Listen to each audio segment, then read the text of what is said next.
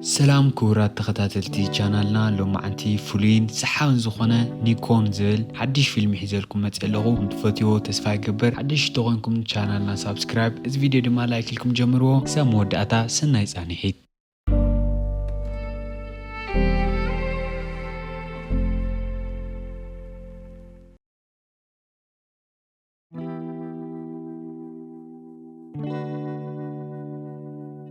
فيلمنا زجمر شون استوهاله حدا ناي هوسبيتال سرحتنيا نرئينا يوم شون سدرا يخون عرختي ولون صوايو بتعم صبق يخون دا أمبر أو سروحو ما نمساو كبري هون أو كندو بزح جزاق حفروان كتشجروان يوم درأيو شون حدا معالته هوسبيتال سروح الناس رحن كلو اتوم دوكاتر نا اكس راي وتسيت نخمتسي الأخوة كابتنا اكس راي كفلي اتستوهالو دوكمنت حيزلوم نتوم دوكاتر يملس دعرستو سنة جزا كلتا نرستات أو كدان مغير خفلي حدا دكتور أو لعل حدارو وشما غمز حزننا وقعا شون أو لو كرتحاويو سمعان نرستات كدان نقيران كلوا أو لو كرتحاويو متأمات سلزفوتي ناي لوكر لأختو ديو شون نفت مجوزو العلو خفلي مسح خوالي عخيد أفتو هوسبيتال ززارو يخون زقرو دكتور حكيم سلازي لجن شون نوي نخفيلو كالو الدكتورات بحدا ناوقعون النتجاوتون إنا مسحو يتأمتهم نعرف تسعاتهم سأخله كافتو هوسبيتال وصيو نا مكينة تسقيلو نا عداقاي خيد زدليوات كلتن أحمل تنجزئو نجزئو مسكدا جنا أفدقة خيبت صحة مكاريتو بمشكوت تقلق إلى جزا خراي كفليتو وديو سلازوخانة كالتفو نخوات نقرأ كلمة موسقن اتقرقرو ما ينتقطو سلازلو اعريو نخواتو انت نقرأ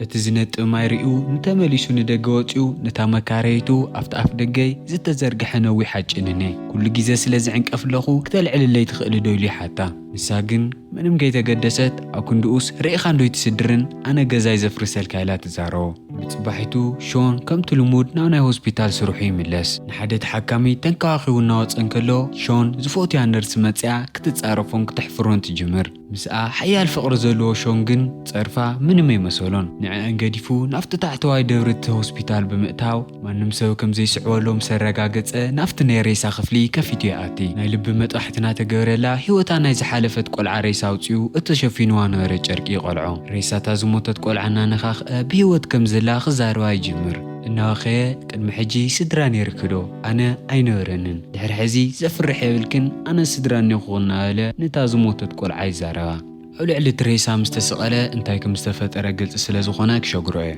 إذو خلو جيروشون نقازو خملسين كلو كم تلمود مكاريتو أو مشكوتات قلقيلات سنيحة قنا نقازاخي آتيت اللي خفو أو هوسبيتال استفت أرى نقرني روديو لو ما عنتي بتعمل دونجي خايلات نقرو كي ملسلا ناي ماين مورهاتن كفليت ماتي خمزولون كيدو نخفلون تأززو أو كالي إزو علشون كيدو خمزو خفلون جيروا نوش تقزو يأتي نوش تقزو أتيو كاو تحت عراتو نحاج إنسان دقوتيو أفيستال استتأمرت قرات شوغري مسكالو أتبزحات شوغرتات أكيو يقمتا اتشوغر قريت زمتو كافتنا هوسبيتال مويتنا وناي ريسا خفل استقمت أقولعتيو بتواجن سارة أو حدا نايت كلب صبو جيزان نحلفت نرئة نازي فيلمي وانا كاركتر شون سلازوخونا جن ناي سارة متقرشا صبو كم زي خوون كنقمت نخدينا شونو جزو دكيسو تلفزيون نارئين كلو نموالو سلكي دوولو اتسلك العلو جيجا اوصر خمز دوولو نجيرو مليسو يعاتيو بتصبحيتو ناسو روح خيدن كلو نفتو هوسبيتال أزياز تقودئت كورزوت متزق السا حكمنا تقارلان كلو شون كم لمادو نفت خدان مغير كفلاتيو أحد لوكر آتيو حباء تازفوت يقول عون نفتوش تأتيا نسرحنا تداليتن كلا أو تحاوي إيريا كافت خدان مغير خفل مسوصت شون كافت لوكر واتيو جابستيك العلو أو جبو حيزوو نقزو يخيد قزو آتيو إنا العن ناستين بتيفينا تزاناقع حيث أنح بتوغن سارة حجون مستاين مزنقع عنه يقارزتن اتمشيت ستيتو بتعمس كيرواس لزنارة يأخلني لا نقز أخت كيد كافت كلاوت واتق بقودناتات تختما سندل دليلا نخدتن كلا أم مندق استسألو سئلتات مسرئيت أغريوان نخطريو نفت مندق تسقع هندت رئيسا خزرام تجمرقن ونا أسحيتانا مريت ودو أمريت داك إسا اتسوتيتو مستنا تفقتو نرئن كلنا لعلمتن مستن حاششين وسيدا خمز موتت نرئي أفتو هوسبيتال طولكم كم سروحشون نفت نايت دكتور كفلي آتي نايت دكتور سكافسكوب ويم هيدفون العلو ننايلو بوك عيد يسمع السقميتون أفتغفلنا تنكساسة نجارات ممرمارن مفتاشن يجمر اتمشيت نسو أفتختمانا تنكساسة مسمشي أحد بوتا خفيلو ريتشتنا تتوكو سيرئي إذا جيرو نايليت شفتون مسرح نفتو هوسبيتال يملس ኣብቲ ካፍቴርያ ምግቢ እናበልዐ እንከሎ ኣብ ቅድሚኡ ኮፍ ኢላ ንዝነበረት ነርስ ብተኸታታሊ እናረአየ የፍርሓ። ድሕሪ ዝተወሰነ ግዜ መጥባሕቲ ዝተኻየደሉ ክፍሊ እናፀረገ እንከሎ ኣብ መንፀባረቂ ናይ ሓጭን ቢያቲ ንገፁ ይርኢ። ኣብቲ ሓንቲ ዓይኑ ዘላ ፀላም ምልክት ኣተወኪሩ ምስ ረአያ ብክልተ ፃውዕቱ ኣፍቶ ፀንሖ ደም ጠሚዑ ነታ ሓንቲ ዓይኑ ንምምስሳል ብቲ ደም ገይሩ ነታ ሓንቲ ዓይኑ ይቐብኣ። ነታ ብተፈጥሮ ፀለመት ዓይኑ ቆሪፁ ከውፃ ዝደልየ ይመስል መቐሰል ዒሉ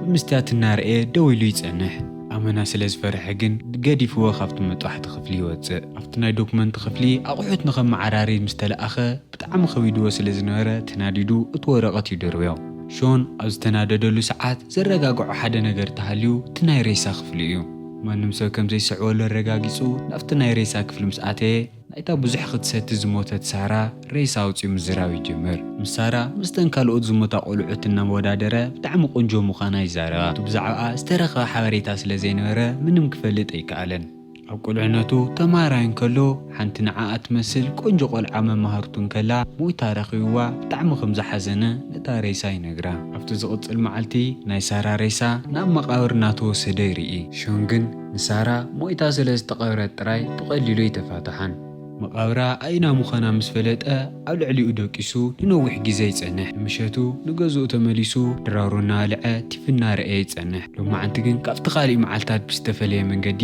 ምስ ዝኾነ ሰብ ይዛረብሎ። ለካ ንሳራ ካብ መቃብራ ፍሒሩ ንገዝኡ ሒዝዋ መፂነ ናብ ዕዳጋ ኸይዱ ንሳራ ሓደሽቲ ክዳውንቲ ይገዝአላ። እቲ ዝገዝአላ ክዳን ከዲኑ ኣብ ዓራት ምስኡ የደቅሳ። ንሳራ ብሂወት ከም ዘላ እናሰዓመን እናነኽአን እቲ ባዕሉ ዝገበረላ ክዳን ኣውፅኡ ልማዱ ይገብር። ኣብቲ ዝቕፅል መዓልቲ ሾን ናብ ስርሑ ኸይዱ ኣብ ሸውላልየ ኮፍ ኢሉ እናሓሰበ እንከሎ ሓንቲ ነርስ መፅያ ሓገዙ ከም ዘድልያ ነጊራ ናብ ስራሕ ትመልሶ። እታ ነርስ ሓጊዝዋ ስርሑ ምስ ወድአ ንገዝኡ ንክኸይድ ኣውቶቡስ እናተፀበየ ይፀንሕ። ገዝኡ ምስ ተመለሰ ናይ ሳራ ሬሳ ይባላሾ ጀሚሩ ስለ ዝነበረ እቲ ጨና ንምጥፋእ ናብ ሙሉእ ሰውነታ ጨው ይገብረላ። ካብቲ ሎከር ካብተን ናይ ነርስታት ቻፕስቲክ ሰረቆ ምስ ገበረላ ናይ እዝኒ ናይ ክሳድ ዕንቂ ጫማ ንገይሩ ኣብቲ ሶፋ ኮፍ የብላ። ኮፍ ኢሉ ምስሑ እናበልዐ ንሳራ ብሂወት ከም ዘላ ከም ሎማዓንቲ ፀቢቓ ከም ዘይትፈልጥ ይዛረባ። ኣብ ተመሳሳሊ ሰዓት ኣፍ ደገ ገዝኡ ክኹሕኳሕ ይሰምዕ። መን ምዃኑ ክርኢ ከይዱ ይኸፍተሎ እታ ጨቐጫቂት መካረይቱ እያ። ምስ መን ትዛረብ ኣለኻ? ናብዚ ገዛ ኣጋይሽ ሒዝካ ምምፃእ ከም ዘይፍቀድ ኣጠንቂቐካ ነይረ ኢላ ተፈራርሖ። ሾን ግን ቴሌቪዥን ምዃኑን ካሊእ ሰብ ከም ዘይብሉን ነጊሩ እቲ ማዕፆ ክዓፁ ይሓስብ። መካረይቱ ግን ብቐሊሉ ክትሰዶ ኣይሓሰበትን። ናብ ውሽጢ ኣትያ እቲ ማይ ዘነጥብ ነበረ ቆርቆሮ ከመይ ከም ዘሎ ክሪኦ እየ ትብሎ። ሾን ግን ምንጣብ ሓዲግዎ ምዃኑን ባዕሉ ከም ዝዕረዮን ነጊሩ ንውሽጢ ገዛ ከይኣተየት ይዓፅያ። ኣብቲ ዝቕፅል መዓልቲ ኣብ ሆስፒታል ክኸይድ እንከሎ ናብቲ ሎከር ኣትዩ ካብተን ነርስታት ፋውንዴሽን ይሰርቕ። ናብ ገዛ ተመሊሱ ናብቲ ዝበላሸሎ ናይ ሳራ ቆርበት ንምዝተኻእሎ ግዜ ንምሃብ ይቐብኦ።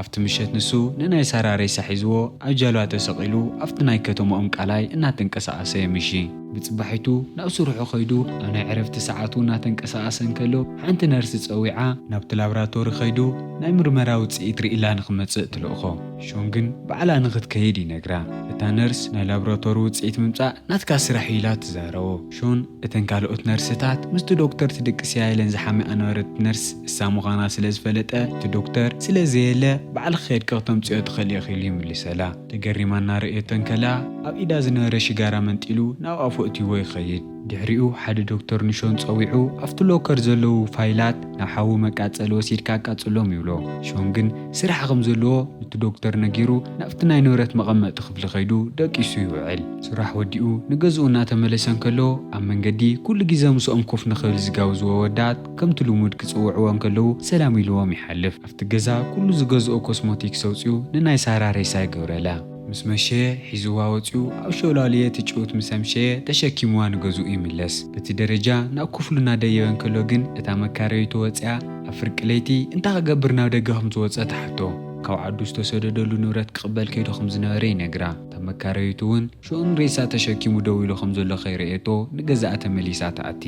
ሾን ንገዝኡ ምስ ኣተየ ናይ ሳራ ሬሳ ልዕሊ መጠን ከም ዝበላሸሎ ይርኢ። ግን ጨው እናገበረ ዘይምስኡ ኸፅንሖ ወሲዱ ንኽቐብራ ምንም ሓሳብ ኣይመፀሉን። ኣብቲ ሸቓቕ ኣብ መስትያት ንገፁ እናርአየ ንነዊሕ ግዜ ደው ምስ በለ መሰንተረ ኣልዒሉ ጨጉሩ ንድሕሪት ይምሽጦ። ኣቕሚጥዎ ነዊሕ ግዜ ገይርዎ ዘይፈልጥ ክዳን ምስ ገበረ ንባዕሉ ፍሽኽ ኢሉ ይጥምት። ስራሕ ኸይድ እንከሎ ብዘይተለመደ መንገዲ ነተን ካልኦት ነርስታት ብፅቡቕ ፀባይ ይዛረበን።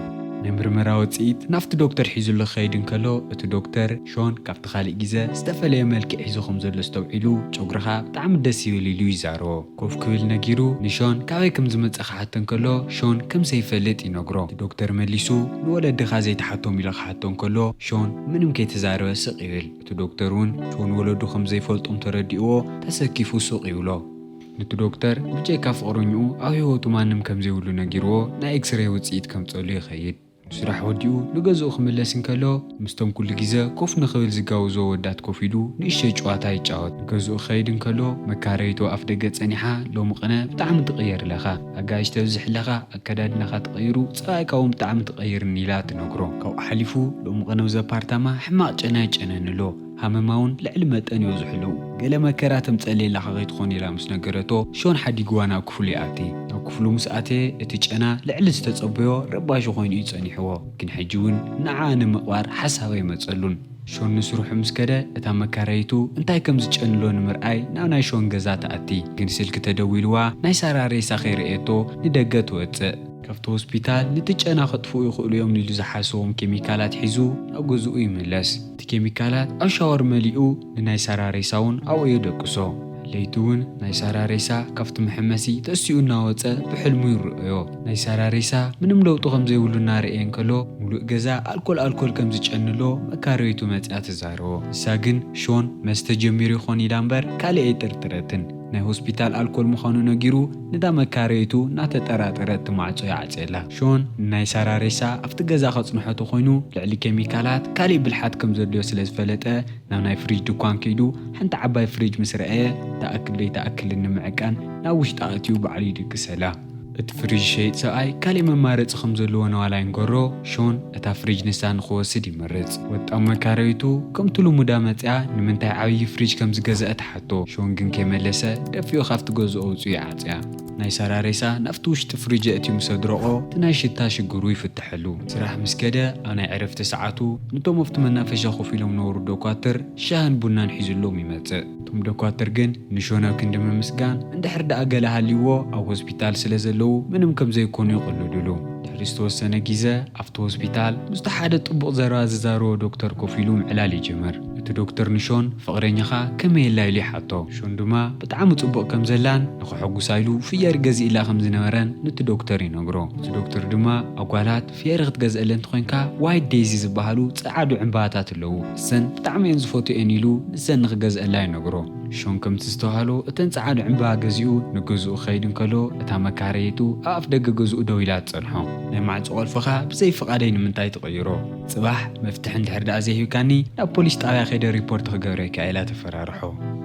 ኣብቲ ቅፅል መዓልቲ እቲ ዝደልየቶ መፍትሒ ከም ዝህባ ነጊርዋ ናብ ውሽጢ ገዝኡ ኣትዩ እቲ ፍየሪ ኣብ ናይ ሳራ ሬሳ የቕምጦ ዕዳኑ ኣብ ዝገደደ ብርኪ በፂሑ ንናይ ሳራ ሬሳ ብሓደ ከም ዝጠፍኡን ንዓኣ ሓዲጉ ናብ ምንም ከም ዘይኸድን ይዛረብ ካብቲ ገዛ ብመስኮት ክወፅእ ሓሲቡ ነይሩ ግን እቲ መስኮት ምውፃእ ኮነ ምእታይ ዘይኽእሉ ርጎት ተሓፃዊ ስለ ዘለውዎ ኣብቲ ገዛ ተዓፅዩ ከም ዘሎ ይርድኦ ሾን ኣብቲ ገዛ ንሳራ ሒዝዋ መውፅእ መንገዲ ሕኺት እናበለ ይሓድር ብፅባሒቱ ኣብቲ ስራሕ እተን ነርስታት ንሾን ክእልሽኦን ከለዋ ከም ዘይመፀ ይርአ ምክንያቱ ሾን ምሳራ ናብቲ ፍሪጅ ኣትዩ ስለ ዝደቀሰ በምሒር ቁሪ ሞይቱ እናረኣናዮ እዚ ፊልም ይውዳእ ፈቲኹም ሞትኩም ተስፋ ይገብር ደጊምና ክሳብ ንራኸብ ሰናይ ፃኒሒት